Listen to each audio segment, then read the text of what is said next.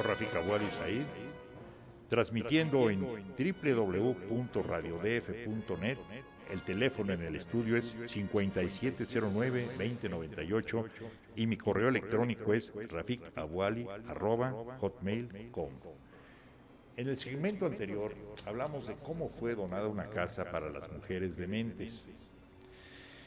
Esa casa que fue donada después fue, por limosnas que recogió un sacerdote, que era el padre Juan Martínez de la Parra, prefecto de la Congregación del Salvador. Así es como la fueron manteniendo.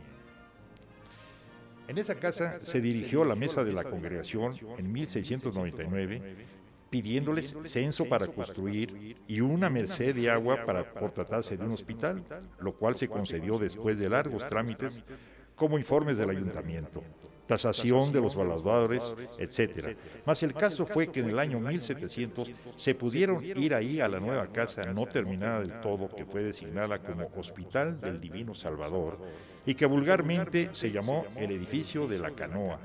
Actualmente alberga oficinas de la Secretaría de la Asistencia Pública. Al ser expulsados los jesuitas, se extinguió la congregación que sostenía esta casa de mujeres dementes, pero viendo esta desgracia, la Junta Superior de Aplicaciones destinó algunas rentas para seguir sosteniéndola y se nombró una junta que administrara ese dinero, lo que no fue obstáculo para que las personas que tenían por costumbre dar alguna cuota mensual con el mismo fin, siguieran haciéndolo. Y de esta suerte se llegó hasta agregar al edificio una casa contigua, quedando todo concluido al fin en el año 1800, 100 años después de haberse trasladado el hospital a la calle de la Canoa. Largo sería seguir las peripecias de este hospital en las diferentes épocas, describiendo sus crisis, efecto de las diversas situaciones políticas por las cuales México atravesó. Hacerlo nos llevaría muy lejos del propósito de historiar los orígenes de las calles y de mencionar algunos sucesos interesantes acaecidos en las mismas, que es el fin primordial de esta obra. A pesar de todo, sí diremos que hubo un año, el de 1871, en que se creyó no quedaría una enferma por la forma en que el tifo las aniquilaba, y fue necesario habilitar una enfermería lo más independiente posible para alojar allí a las tifosas. Para lo que se utilizaron dos accesorias en que se guardaban muebles inútiles. También es curioso saber que el gobierno pensó adjudicar la llamada Lotería de San Juan de Dios, cuyo premio mayor era de 100 pesos para sostenimiento del Hospital de Mujeres Dementes, por lo cual la idea de que dicho juego tuviera un fin benéfico, como ahora sucede, ya existía desde el año de 1771, en que se celebró el primer sorteo el 13 de mayo, hasta que en 1861 desapareció esta lotería como todas, quedando solo la llamada nacional, o sea, la Lotería Nacional.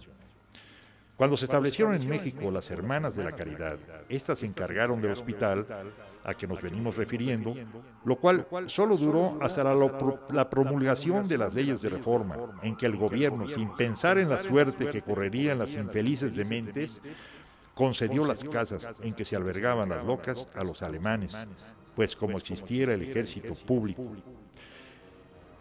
Y también, era un ejército formado por, independiente del Ejército Nacional, era formado por gente a la cual las llamadas levas. Mucha gente pensó que las levas fueron hechas en tiempo de la Revolución, muchas gentes pensaron que las levas fueron hechas también en el tiempo de la Independencia, pero no. Hubo una época en que obligaban a algunas personas, sobre todo a indigentes, a entrar al ejército, no precisamente al ejército, sino a formar una guardia nacional, por así decirlo. Entonces obligaban a esta gente para que cuidara, se supone que cuidara las casas, se supone que cuidara las calles, pero no era así. Digo, en realidad, ellos lo hacían por una mísera paga, que la gastaban en alcohol. O sea que realmente no era mucho lo que cuidaban. Por eso el gobierno decidió desaparecer esa famosa Guardia Nacional. Y entonces don Ignacio Ramírez como ya las habían desalojado a estas pobres mujeres, les dijo que se fueran al hospital de El Salvador, pero los alemanes se negaron a ello, siguiendo la vida de dicha institución benéfica. ¿Pero qué tienen que ver los alemanes con esto?